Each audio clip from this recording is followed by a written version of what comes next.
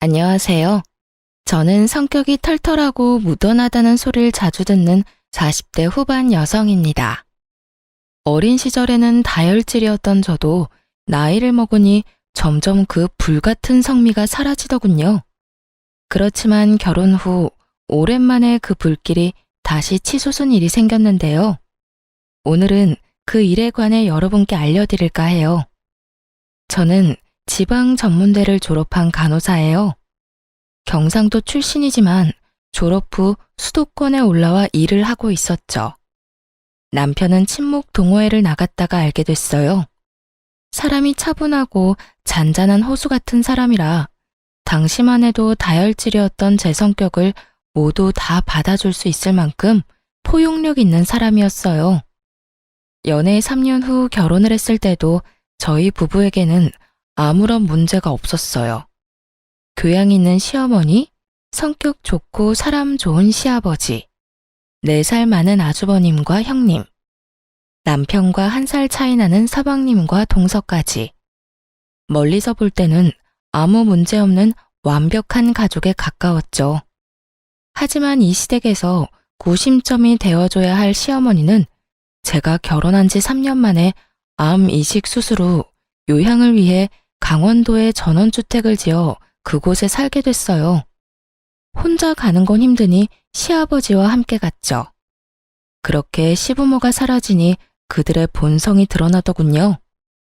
동서, 친정도 멀고 많이 힘들지? 아무래도 사람 사는 곳 다 똑같다고는 해도 근본적으로 수도권이랑은 다른 부분이 많지. 여전히 지방은 시골이잖아.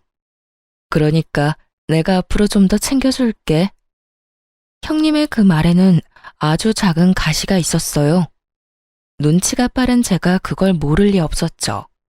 딱 들어봐도 밑에 지방과 시골에 대한 멸시가 바탕에 깔려 있잖아요. 그렇지만 수도권에 오고 나서 간혹 이런 사람들을 만난 적이 있기 때문에 그러려니 하고 넘어갈 생각이었어요. 이런 거 하나하나 대응하느니 그냥 쓰레기는 쓰레기로 두는 게 속 편하거든요. 네, 고마워요, 형님. 정말 딱 그렇게만 말했어요. 가타부타 말 섞을 것도 없죠. 그냥 지나치면 그만인 것을. 당시 저희는 새로운 신혼집에 들어온 지 얼마 되지 않은 상태였어요. 결혼한 지 3년이나 됐지만 괜찮은 집을 찾을 수 없고 아무래도 돈이 좀 모자라서 2년 반 정도 제 자취방에서 살면서 돈을 모으고 있었거든요. 그래서 이번에 들어온 새 집이 너무 좋았어요. 작은 집이었지만 제 나름의 인테리어도 하고 안에 들일 가구며 가전도 모두 제가 손수 골랐죠. 그런데 형님이 저희 이사 소식을 알고는 도와주겠다며 이것저것 챙겨주기 시작하더군요. 처음에는 커피 머신이었고 그 다음은 에어프라이어였어요. 솔직히 챙겨준 것들 모두 중고였고 그다지 필요 없는 물건들이었지만 억지로 가져다 안겨주는 그 물건들을 안 된다고 도로 돌려보낼 수 없었어요. 솔직히 그 사람 평소 행실이야 어떻든 챙겨주고자 한 건 아주버님 생각이었을 수도 있으니까요. 게다가 성의를 무시하는 것도 좀 그랬어요. 좋은 의도라고 생각하기로 했죠. 그런데 뒤로 갈수록 좋은 의도가 아닌 것 같더라고요. 그러다가 결국 일이 터졌죠. 동서, 이거 받아. 내가 저번에 동서 집에 가보니 밥솥이 4, 5인용이더라고. 우리 집 밥솥은 10인용이니 손님 많이 왔을 때도 덜 불편할 거야. 계속 쓰고 있기 그렇잖아. 저희한테 주시면 형님네는요? 10인용이면 저희야 좋기는 한데 살짝 거부감이 생겼어요. 솔직히 여태 형님이 챙겨준다고 해서 받은 것들은 상태가 썩 좋지 않았거든요. 커피 머신, 토스트기, 선풍기, 에어프라이어, 튀김기. 거의 대부분이 본인이 쓰다가 준 것들이었어요. 처음 한두 번은 깨끗하게 해서 주는 것 같더니 그 뒤부터는 점점 먼지 쌓인 것 그대로 주더군요. 게다가 거절할 틈도 없이 무조건 가져와서 안겨주니 받지 않을 수도 없었고요. 여하튼 또 그런 일이 생길까봐 저도 마음 졸였죠.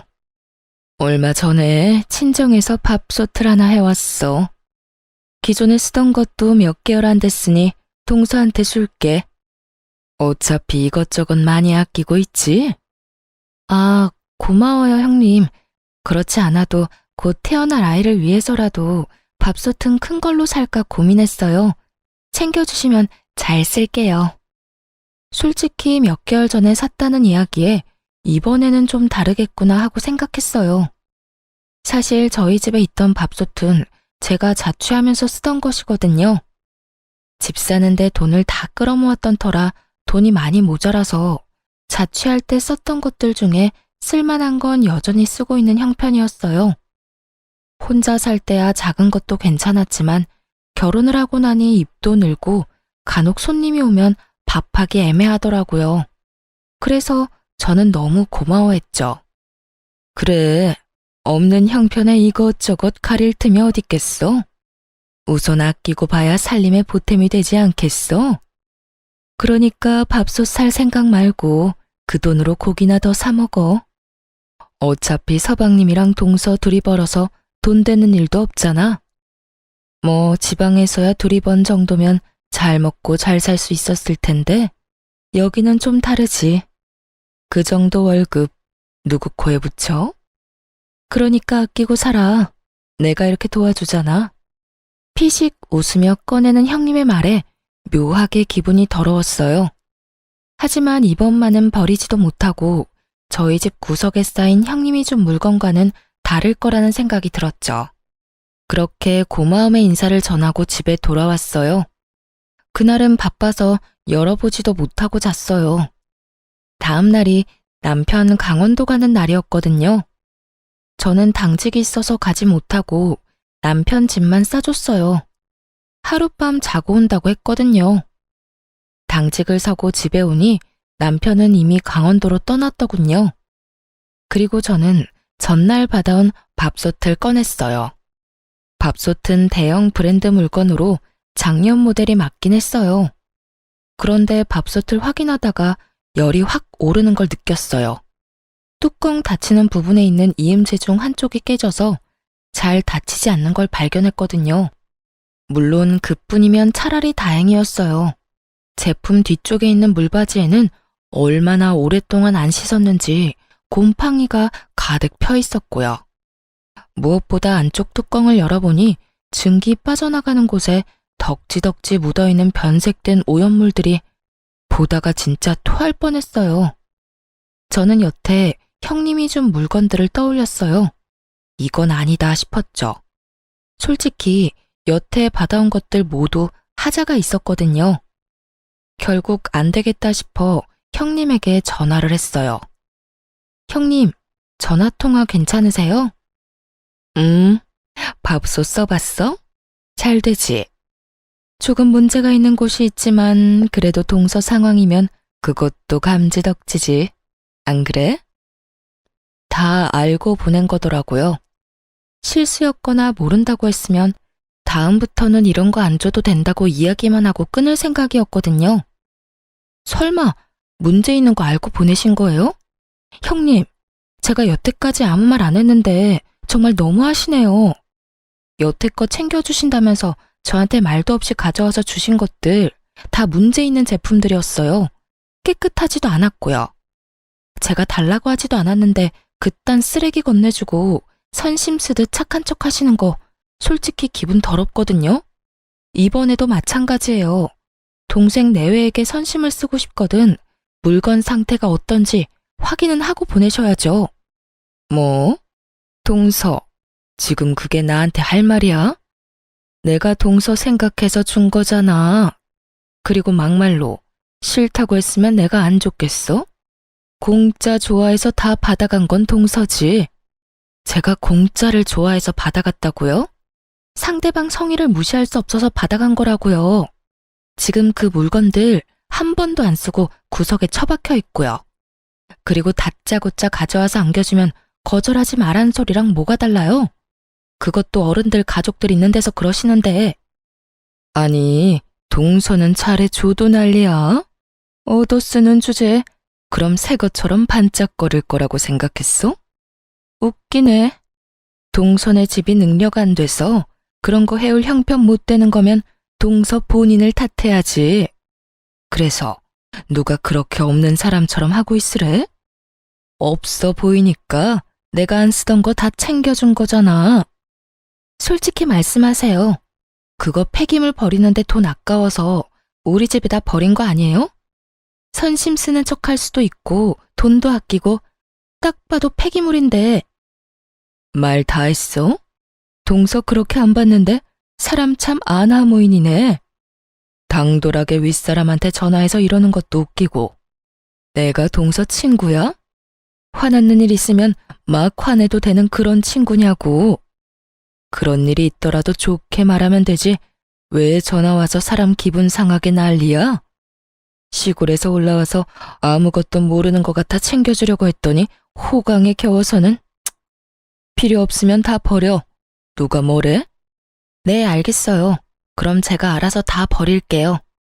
그러고 전화를 탁 끊어버렸어요. 주변을 둘러보니 쌀을 담았던 아대자루가 보이더군요.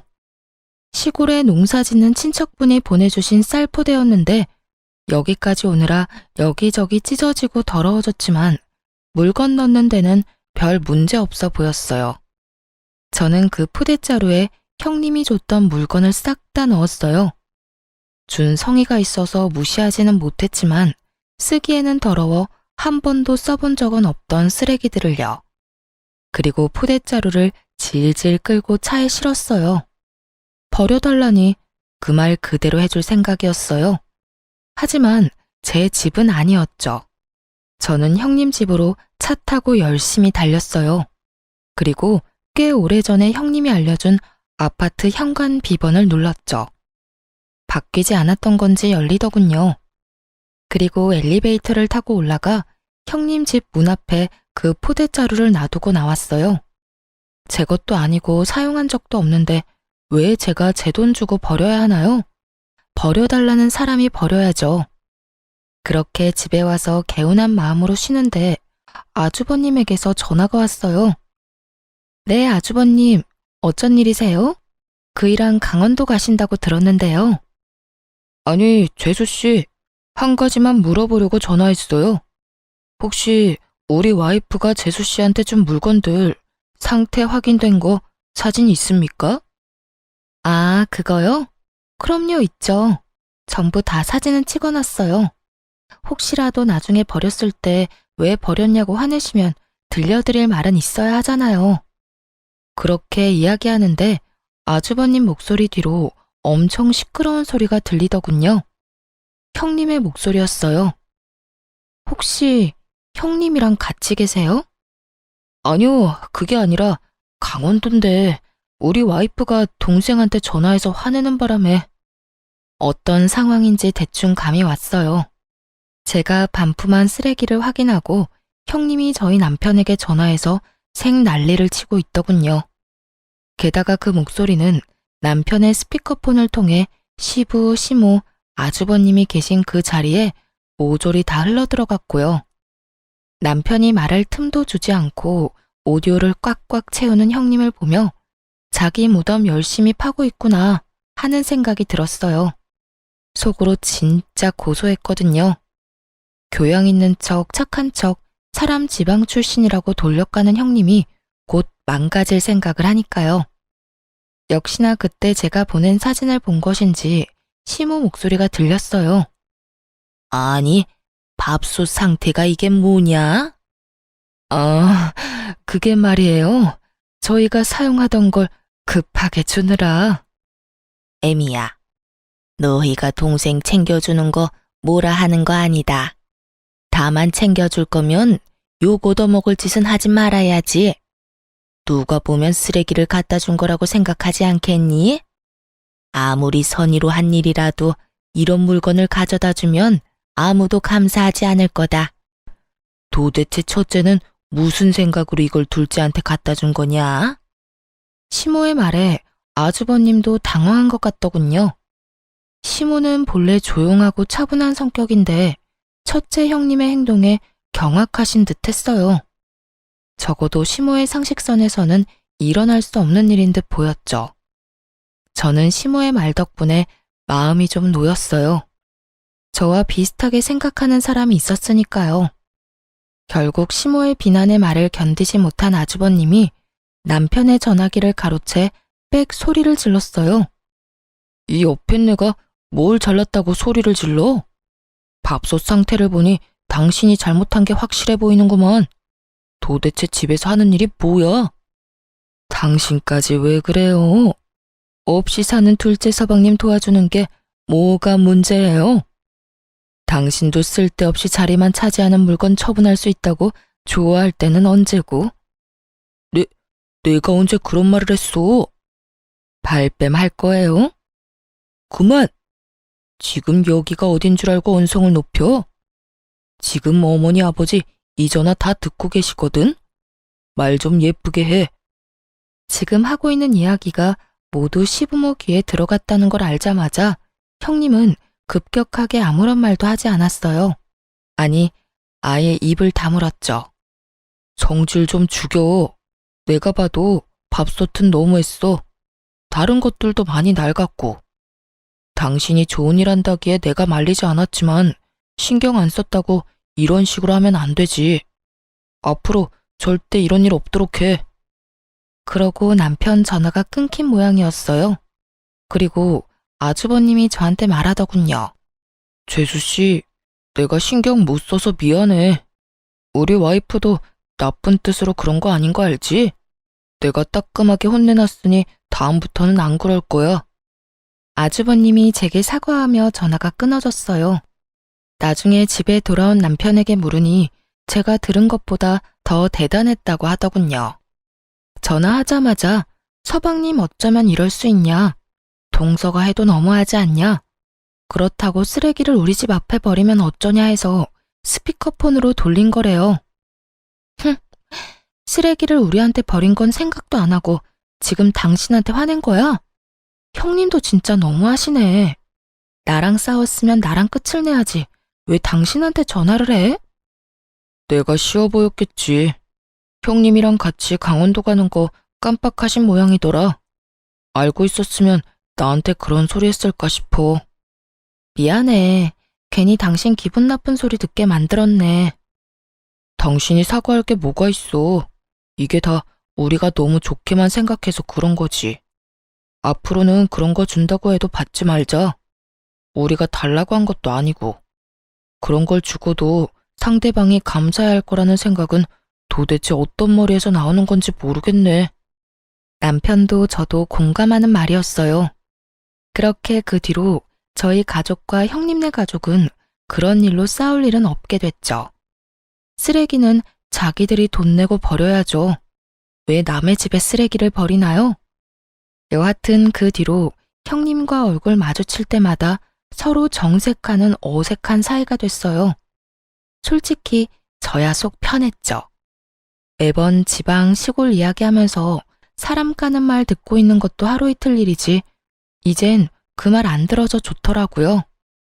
그렇게 형님과는 서로 간섭하지 않기로 은연중에 정리가 됐는데 동서는 또 다르더군요.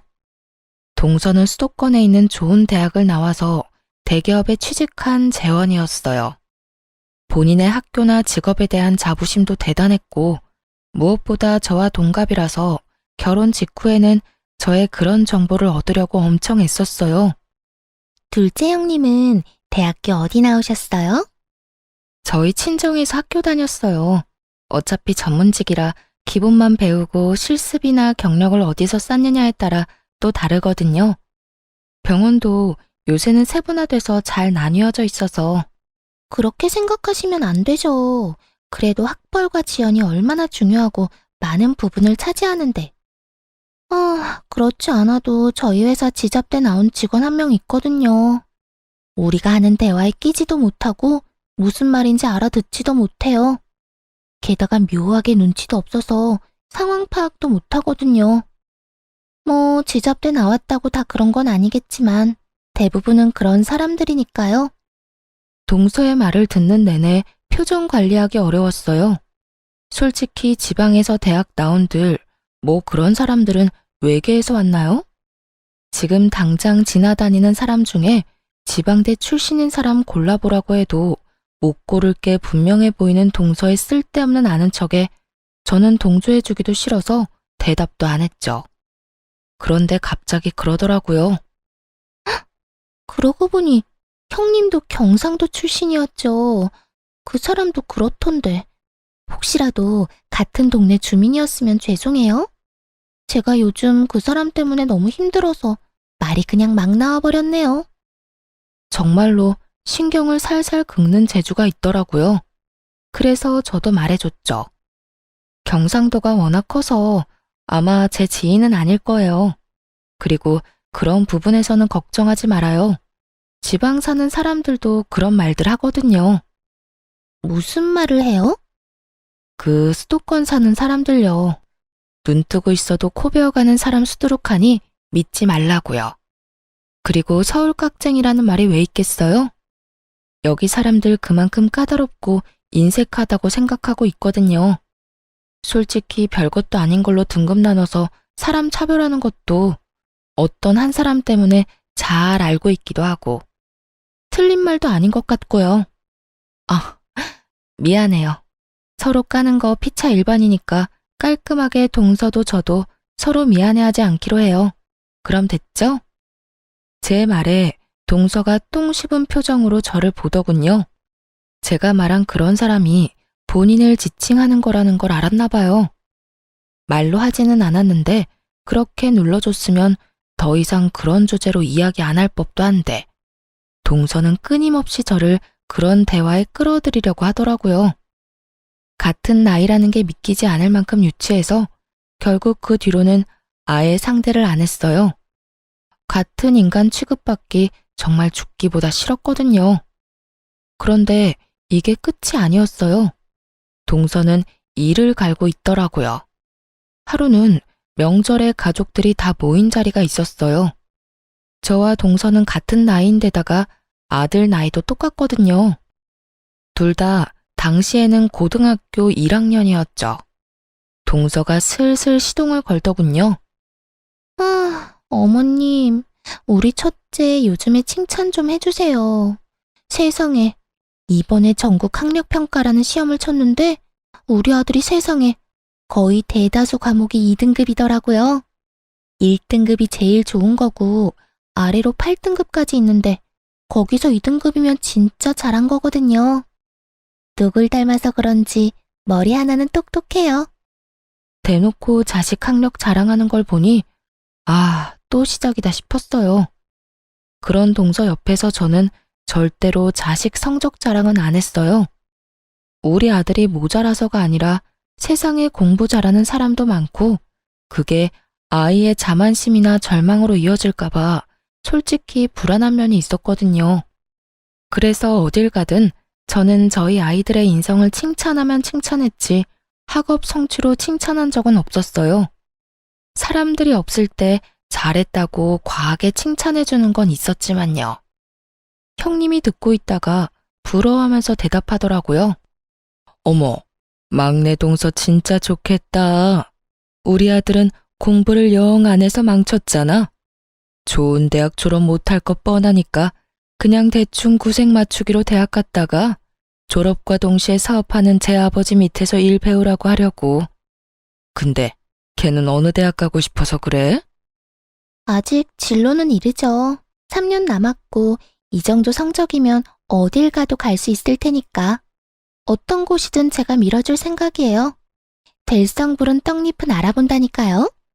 참 김칫국도 시원하게 들이키고 있더군요.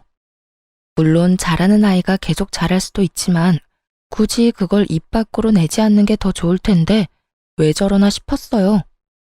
그런데 동서가 제 눈치를 살살 보더니 결국은 제 아들 이야기를 꺼냈어요. 그러고 보니 둘째 형님네 아들은 어때요? 전국 평가라서 둘째 형님네 아들도 시험 쳤잖아요. 시험 점수는 잘 나왔어요? 내가 듣기로는 사교육도 안 시킨다는데 그래가지고 되겠어요? 모름지기 교육은 선행이 필요해요, 선행이. 이제 와서 시작해도 다 늦은 거 아시죠? 게다가 보세요. 사촌지간의 동갑인데 얼마나 기분이 안 좋겠어요? 사춘기 남자애가 얼마나 상처받을지. 그래도 형님은 성적 같은 거 중요하게 생각 안 하잖아요. 그게 속 편할 수 있죠. 자식 앞날에는 크게 도움 안 되더라도 편하긴 하잖아요. 안 그래요? 정말 몰상식하고 속 끓는 소리 하는 데는 1인자더군요. 제가 한숨을 푹 쉬자 듣고 있던 시모가 동서에게 한마디 했어요. 막내야, 애들끼리 비교하는 거 아니다. 왜 경쟁의식을 부추기고 있어? 애들마다 특성도 다르고 잘하는 것도 다른데 왜 그거 하나로만 판단하니? 너한테 그게 중요하다고 해서 다른 사람에게도 중요할 거라고 생각하는 건 착각이고 오만이지. 애들이 듣기라도 했으면 어쩔 뻔했니? 어머, 죄송해요. 전 그런 생각은 못했네요.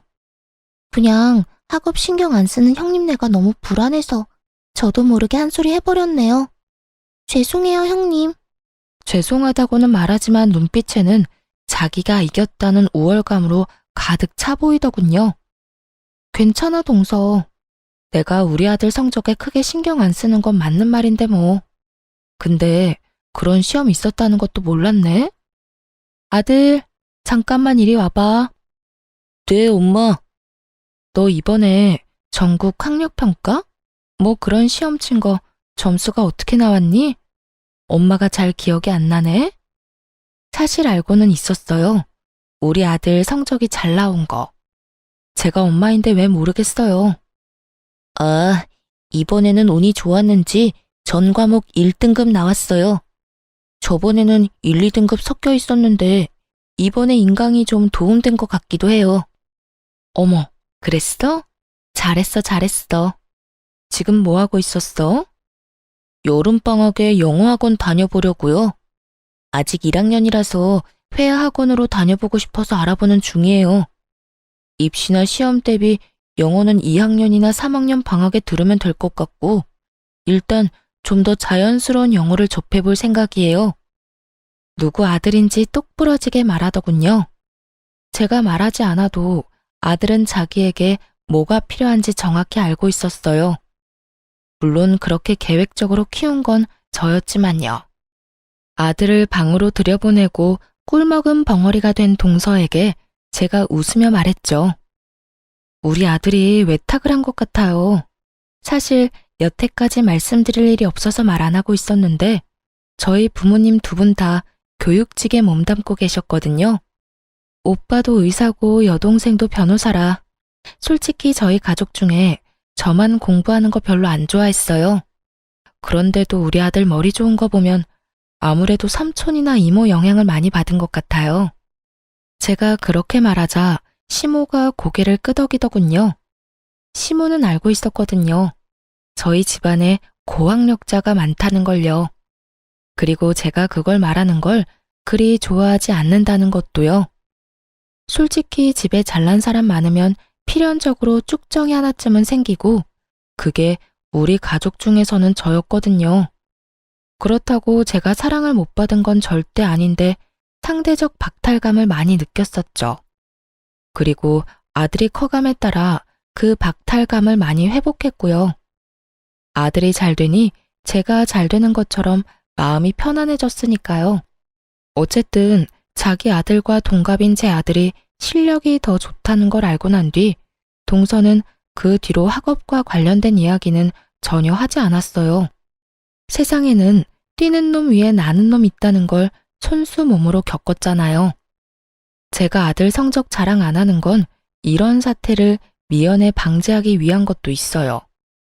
애 성적 자랑하다 상대방에게 발리면 그것만큼 쪽팔리는 것도 없거든요. 그것도 본인이 먼저 도발했다고 친다면 말이죠. 그렇게 저는 저와 맞지 않은 두 사람을 저와 멀리 떨어뜨리는 데에 성공했어요. 남편과 헤어질 수는 없으니 그 사람들을 최대한 멀리하는 것 말고는 저의 내적 평화를 유지할 방법은 없었죠. 뭐 그건 그거대로 나쁘지는 않았어요. 명절, 부모님 생신 이런 때 제외하고는 거의 만날 일이 없으니까요. 그런데 어느 날 시부가 쓰러졌다는 연락을 받게 됐어요. 아파서 강원도에서 요양을 하고 있는 건 시모였는데 갑작스레 시부가 쓰러진 거죠. 뇌경색이었고 다행히 장 보러 시내에 나와 있던 터라 일찍 발견돼서 병원으로 갈 수 있었어요. 다행이었죠. 최대한 골든타임은 지켰으니까요. 하지만 강원도에는 시모와 시부뿐이었고 시부가 다치니 요양 중인 시모가 시부의 간병을 해야 했어요. 물론 간병보험을 들어서 간병인을 쓰기도 했지만 모든 시간을 간병인이 봐주는 건 아니니까요. 게다가 좀 더 전문적인 치료를 위해서 시모는 서울로 시부를 옮기고 싶어 했어요. 결국 두 분 모두 강원도 생활을 간단히 정리해두고 서울로 올라오셨어요. 애초에 처음 강원도에 가실 때 서울에 가지고 있던 집을 팔고 갔던 건 아니었어요. 시부가 모아놓은 돈으로 강원도에 전원주택을 지었고 살고 있던 집은 당시 막내 도련님 결혼과 동시에 전세를 싸게 내줬거든요. 그래서 시부를 병원에 입원시키고 나면 시모가 거주할 만한 곳이 딱히 마땅찮았어요. 그날은 시모가 저희 삼형제 내외를 모두 부른 날이었어요. 너희 아버지 입원하고 나면 병수발은 나와 간병사가 될 거다. 간병인은 간병보험 등거에서 나오지만 24시간 붙어 있는 게 아니니 당연히 나도 너희 아버지 수발 들어야 해. 그러려면 내가 여기에 머물 곳이 필요한데 너희 세 형제들 집 중에 한 곳에서 머물렀으면 하는구나. 자식이 셋이나 되는데 누구 하나는 같이 살 사람 있지 않겠니? 시모 말에 일순 그 공간이 조용해졌어요. 그러더니 형님이 갑자기 막내 동서를 바라보며 말하더군요. 어머님, 제 생각에는 막내 동선에서 지내시면 될 것 같아요. 동서 살고 있는 집도 어차피 어머님 댁이었고 거기 전세 싸게 주고 들어갔잖아요. 제가 알기로는 정말 얼마 안 되는 금액이었다는데 그런 상황이면 미안해서라도 당연히 동서가 모시는 게 맞는 것 같아요. 마치 결정했다는 듯 통보하는 형님에게 동서가 눈을 부라리며 답했죠. 큰형님, 말씀 참 이상하게 하시네요. 이런 일에 당연이라는 말이 어디 있어요? 솔직히 당연한 걸로 치자면 큰형님이 모시는 게 맞는 거죠. 전업주부에 할 일도 없는 데다가 무엇보다 맏며느리잖아요. 그리고 형님네는 아주버님 혼자 벌어도 먹고 사는데 지장 없지만 우리는 전혀 달라요. 맞벌이를 해야 지금 애들 교육비라도 건져요. 하긴 교육에 신경 안 쓴 형님네야 그런 거 전혀 모르겠지만요. 그리고 고3 애들 있는 집이잖아요. 우리의 수업 망치면 책임지실 거예요? 동서 말하는 것 좀 봐. 어떻게 그런 식으로 말해? 시부모님 일이야. 그리고 확실하게 두 분 혜택 받고 있는 건 동서고. 내가 전업주부라고 할 일 없는 것처럼 말하는데 그거 다 편견이야. 내가 남편 사업 때문에 얼마나 바쁜지 모르지? 나도 왔다 갔다 힘들어. 그런 사람한테 꼭 일을 더 시켜야겠어? 아니 형수님, 말씀 좀 너무하시네요. 우리가 무슨 혜택을 받아요? 우리도 돈 내고 그 집에서 사는 건데. 생각을 좀 하시고 말씀하세요. 야, 너 네 형수한테 그게 무슨 말버릇이야? 그리고 너희 전세 가격이 근방에서 제일 싼 건 알아? 네가 부모님 아니었으면 그런 집에서 살 수 있었겠어? 나 같으면 부끄러워서라도 내가 모시겠다고 하겠다. 결혼하면서 돈 한 푼 없어서 부모님 손 벌린 주제에. 형님, 말 다 했어요? 어느새 첫째 형님과 동서의 다툼은 첫째 아주버님과 서방님의 싸움으로 번졌고 두 사람이 멱살을 잡으며 누가 잘했니 못했니 옥신각신하고 있었어요. 결국 누구 하나 피볼 것 같으니 남편이 깜짝 놀라 두 사람을 말리고 들었죠. 형님, 막내야, 그만 좀 해. 어머님 보시는 앞에서 이게 무슨 주대야? 둘째, 네가 하면 되겠네. 재수씨 간호사라 수발도 잘 될 거고 집에 무슨 일 생기면 처치도 빨리 할 수 있을 거 아니야. 그냥 너희 집에서 모시면 되겠네. 맞아. 형네가 모시는 게 맞는 거네. 간호사 며느리 뒀다 어딨어? 이럴 때 쓰는 거지. 그렇게 싸우다 우리 쪽으로 불통을 투하하더군요. 솔직히 현실성 없는 이야기라서 가만히 있었는데 결국은 우리 쪽으로 몰더군요. 솔직히 정말 하기 싫었어요. 환자 치료에 감정 노동까지 하는 간호사 일이 만만치 않다는 걸 아무도 모르더군요. 저도 일하고 난 뒤에는 집에서 손가락 하나 까딱하지 않고 쉬고 싶은 사람이었죠. 그런데 그렇다고 아픈 어르신 둘 데리고 또 죽어도 못 해드린다 말하고 그러는 것도 좀 인간적으로 아니라고 생각했어요. 그렇지만 저희도 사정이 그리 좋지만은 않았죠. 집은 23평이고 건장한 아들이 둘이나 있는 집이었죠. 코딱지만한 방 3개를 아들 둘과 부부가 나눠 쓰고 있었거든요. 아무리 봐도 시모를 모실 자리가 없었어요. 저는 깊은 한숨과 동시에 남편에게 물었죠. 돈 많이 벌 자신 있어? 어머님 모시려면 좀 더 큰 집에 가야 해. 이 평수로는 거의 답도 안 나와. 저는 시모를 모시지 않겠다고 말하진 않았어요. 다만 현실적인 문제를 말했죠. 만약 당장이라도 큰 집에 갈 수 있다면 모시는 것도 가능할 것 같았거든요. 안 되면 대출 받으면 되지. 기존 대출 거의 다 갚아가잖아. 아니면 이 집도 가격 많이 올랐으니까 팔고 조금 더 외곽에 있는 큰 집을 대출 끼고 사도 되고. 그리고 나 많이 도와줄 거지? 나 혼자 모든 걸 감당하게 하지만 않으면 나도 2분 모시는 거 괜찮아. 당연하지. 내가 많이 도와줄게. 지금도 많이 도와주고 있잖아. 정말로 남편은 저를 잘 도와주는 사람이었고 약속까지 하니 마음이 좀 놓였어요. 그래서 제가 시모에게 말했죠. 그이가 많이 도와준대요, 어머님. 그럼 저희 집에 가세요. 당분간은 좀 좁아서 힘드시겠지만 조만간 좀 더 큰 평수 알아볼게요. 제가 그 말을 하자마자 형님과 동서, 아주버님과 서방님 얼굴에 환한 웃음꽃이 피더군요. 수발 안 들어서 기분 좋은 건지는 모르겠지만 너무 속보이는 모습에 눈살이 다 찌푸려지더라고요. 그런데 그 모습을 다 지켜본 시모가 제 손을 꼭 잡으며 말하더군요. 그래, 고맙다. 둘째 네가 참 힘든 선택을 했구나. 그런 의미에서 나도 그냥 너희 집에 얹혀 살며 수발만 받을 수는 없잖니. 그러니 내 강원도에 있는 전원주택 바로 정리하마. 그거 판 돈 둘째 너한테 줄 테니 지금보다 더 크고 교통도 편리한 집으로 이사 가자. 그 이야기에 저도 눈이 동그래지고 다른 사람들은 완전 사색이 됐어요. 시모가 살고 있던 전원주택 가격이 거의 10억이 넘어갔거든요. 고급 전원주택의 2층 집, 대지도 넓어서 가격이 못해도 10억쯤 나온다고 했거든요. 저는 슬쩍 형님과 동서의 얼굴을 살폈는데 순간 웃겨서 뿜을 뻔했어요. 두 사람 얼굴이 완전 똥 씹은 얼굴이 됐더라고요. 10억이나 되는 돈을 빌려주는 것도 아니고 준다고 하니 배가 아플 만도 하죠. 그러고는 갑자기 형님과 동서가 태클을 걸더군요. 어머님, 그런 게 어딨어요? 처음부터 그런 말씀하셨으면 저희가 모셨죠. 맞아요. 이건 불공평해요. 제가 맏며느리니까 제가 모실게요. 그게 당연하다고 생각해요.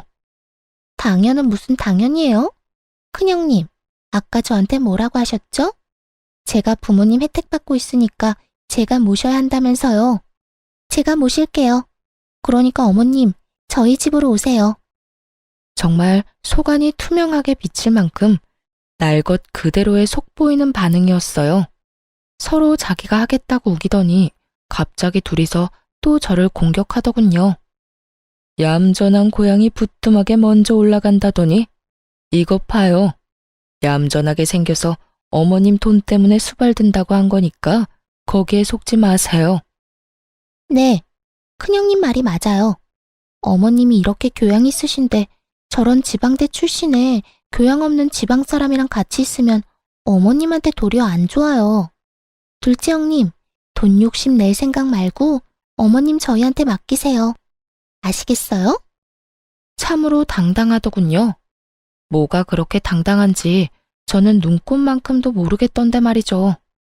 이 상황을 모두 지켜보고 있던 시모의 얼굴이 차갑게 착 가라앉더니 큰 형님과 동서에게 호통치셨죠. 너희가 그런 말할 자격이 어디 있어? 이미 너희 둘은 기회를 영영 잃었어. 내가 돈 이야기하기 전에 내 수발 든다고 한 사람은 둘째 혼자뿐이었어. 서로에게 미루기만 한 너희 둘이 무슨 자격으로 내 수발을 들겠다 말아야? 이미 내가 둘째를 골랐다고 하지 않았어? 어머님, 그렇지만 돈 10억이 애들 이름도 아니고 이런 식으로 하나들한테 다 주시는 것도 형평성에 어긋나고요. 형평성? 100세 시대에 병들고 늙은 시부모 언제 죽을지도 모르는데 같이 모시고 살겠다고 한 사람한테 돈 10억 주는 게 뭐가 그렇게 형평성에 어긋나? 그리고 두 사람이 원하지 않았잖아. 싫다며 서로에게 떠넘긴 주제에 돈 10억이 그렇게 아쉬워? 그 돈 노동비야. 내가 주는 월세이기도 하고. 일찍 죽으면 또 모를까 오래 산다면 짐밖에 안 되는 늙은이 잘 봐달라는 뇌물이기도 하고. 그런 돈을 왜 날 돌보지도 않은 너희들한테 나눠야 해? 미리 경고하는데 이번 일 그냥 지나가지는 않는다. 앞으로 있을 유산 상속, 증여, 유언장 작성에 큰 영향을 줄 거니까 알고나 있어. 유산과 증여라는 말이 나오자 이번에는 아주버님과 서방님 얼굴이 사색이 됐어요. 여보, 그만해. 어머님 앞에서 이게 무슨 짓이야? 제발 처신 좀 똑바로 하라고. 당신도 제발 나대지 좀 마. 어머니가 어련히 알아서 잘하시려고 어서 둘째 형수님한테 사과해. 당신도 어서 사과해. 둘째 재수씨가 어머님 모신다잖아. 고맙다고 인사하고. 두 남편이 다그치자 결국 형님과 동서는 하기 싫은 표정이 역력한 채로 제게 사과의 말을 꺼냈어요. 강요로 점철된 들으나 마나한 사과를 듣고 저도 괜찮다고 말해줬어요. 이날 이후로 저는 시모가 전원주택 팔아서 마련한 돈과 대출을 좀 껴서 더 큰 집으로 이사가게 됐어요. 큰 집은 방도 4개고 병원도 가까워서 시부모님 모시기에도 괜찮았죠. 집 이사를 한 지 반년 만에 시부가 저희 집으로 왔어요. 처음에는 어른 두 분을 모시게 돼서 집이 좀 예민해지지 않을까 생각했는데 생각보다 분위기가 좋더라고요. 서로의 영역도 터치를 안 하니 그것도 좋았고요. 제가 바빠서 못하는 부분을 어머님은 잔소리 없이 해주셨어요. 원래 그런 분이시거든요. 차분하고 이해심 넓은 진짜 어른 같은 어른이요. 저도 항상 죄송해서 말씀드리면 돈 벌면서 육아도 잘하고 집안일까지 잘하는 완벽한 사람은 없다고 말해주셨어요. 어찌나 고마운 말씀인지. 보통 시모들은 무조건 완벽을 원하잖아요. 하지만 우리 시어머니는 그런 완벽보다는 노력을 더 좋아하셨어요. 그래서 분위기가 더 좋았던 건지도 모르죠. 퇴원한 시부는 병으로 좀 어눌해지고 몸 상태가 좀 나빠지기는 하셨지만 특유의 쾌활한 성격은 여전하시더군요. 저랑 개그 코드나 식성이 잘 맞는 것도 좋지만 둘째와 죽이 잘 맞으시더라고요. 같이 게임 같은 것도 하고 산책도 같이 나가는 거 보니 너무 좋았어요. 애들이 남들과 함께 살아가는 법을 배우고 있는 것 같아 조금 뿌듯하게 느끼기도 했고요. 그런데 그렇게 화목한 저희 집도 찬 기운이 풀풀 날릴 때가 있긴 했어요. 바로 아주버님과 서방님 부부가 방문하는 날이요. 항상 올 때마다 시부모님에게 그 말을 꺼내거든요. 어머니, 언제까지 둘째 집에 있을 겁니까? 이제 저희 집도 준비가 됐어요. 와이프한테 사업 맡길 일도 없고 이미 자식들도 모두 독립해서 집도 널널하고 좋습니다. 그러니 이제 그만 저희 집으로 오세요. 그러지 말고 저희 집은 어떠세요? 구관이 명관이라고 옛날 살던 집이 좋고 근처에 어머니 아는 분들도 많잖아요. 저희도 첫째 대학 들어가서 둘째만 남았거든요. 걔는 공부 못해서 신경 안 써도 되니 두 분한테 모든 신경 쏟을 수 있어요. 그러니 저희 집으로 오시면 돼요. 일 없다. 내가 너희들 집에 왜 가? 여기가 이렇게 내 집 같고 좋은데. 늙은이한테 또 새로운 환경에 맞춰 살라는 말이냐? 노인 공경도 몰라. 어머님, 그렇지만 이러면 안 되죠. 이런 식이면 대놓고 차별하시는 거랑 뭐가 달라요? 그 말이 맞아요, 어머님. 저희들한테도 기회는 한번 주셔야죠. 그래야 잘 모실 수 있는지 없는지를 알 수 있잖아요. 너희는 여태 니들이 둘째한테 한 건 생각 안 하지? 내가 그걸 다 봤어. 첫째, 네가 둘째 지방에서 올라왔다고 깔보고 무시하는 거 1년에 몇 번 만나지 않은 나라도 알 정도로 노골적이고 지저분한 일이었어. 그리고 막내, 네가 둘째 출신 때문에 한 소리 하는 거 그것도 얼마나 꼴불견인지 아니? 둘 다 어쩜 이렇게 괘씸한 짓만 골라서 하는지. 결국 그렇게 화를 내신 시모가 아주버님을 쳐다보며 한마디 툭 던지셨어요. 너는 아버지한테서 빌려간 사업자금 언제 갚을 거니? 너희 집에 오라고 설득하기 전에 빌려간 돈부터 갚을 생각을 해야지. 그러자 아주버님과 큰형님이 합주기가 됐어요. 입이 있는들 무슨 말을 하겠어요? 아주버님이 시부에게 빌려간 돈이 1억을 넘었으니까요. 아주버님을 쫓아낸 시모가 이번에는 서방님을 보며 말했어요. 너는 집 빌려준 지가 벌써 몇 년째인데 거기서 나올 생각을 안 해? 그 집, 내가 그 전세 받고 빌려준 건 너희가 미래에 더 좋은 집을 갈 거라고 생각했기 때문이야. 그런데 여태껏 느릿느릿 이제 더는 못 참겠으니까 너희도 이제 내 집에서 나가서 새로운 집 찾아보거라. 곧 내놓을 테니까. 어머니, 어머니. 4명이 이구동성으로 외치더군요. 하긴 그럴 수밖에 없죠. 지금 시부모에게 지원받은 모든 걸 뺏기게 생겼는데 그 상황에서 예, 그러겠습니다 하는 쪽이 더 이상한 거죠. 왜? 뭐가 억울해? 둘째네는 나한테 받아간 것도 없고 다 본인들 알아서 했어. 그런 와중에도 나랑 너희 아버지 함께 모시겠다고 해준 사람이야. 부모님한테 받아간 것도 많으면서 책임은 지지 않으려는 너희가 뭐가 억울해? 지금 너희가 가지고 간 것까지 돌려줄 생각 아니면 여기 와서 이렇게 난리들 치지 말어. 잘 사는 사람들 속 뒤집지 말고. 결국 4명 모두 돈 때문에 어머니한테 그런 말 아니라며 마치 변명하듯 말을 던져놓고는 밖으로 나가더군요. 그 뒤로 저희 집에 찾아와서 시부모에게 자기네 집에 가자며 꼬시는 사람은 없어졌어요. 그 사람들이 더 이상 찾지 않으니 속이 다 시원했죠. 그러게 처음부터 남한테 맡길 생각으로 남한테 미루기 전에 상황 파악을 잘했더라면 그 누구가 됐든 우리보다는 더 좋은 조건으로 이제 와서 후회하고 매달리는 일은 없었을 거예요. 그저 눈앞에 귀찮은 일만 치워보자고 남한테 미루다가 결국은 알짜배기도 모두 뺏기고 본인들 것이라 생각한 것도 뺏기게 생겼으니 말이죠. 저는 처음에 형님과 동서가 저를 차별하거나 괴롭힐 때 시모가 너무 지켜보고만 있으신 거 아닌가 하는 생각을 할 때가 있었거든요. 보고도 못 본 채 하고 있는 것처럼 말이죠. 하지만 이번 일로 깨달았죠. 안 보이는 것 같아도 다 보이는 법이고 평소 행실대로 걷어가는 거라고 말이죠. 저를 출신이나 학력으로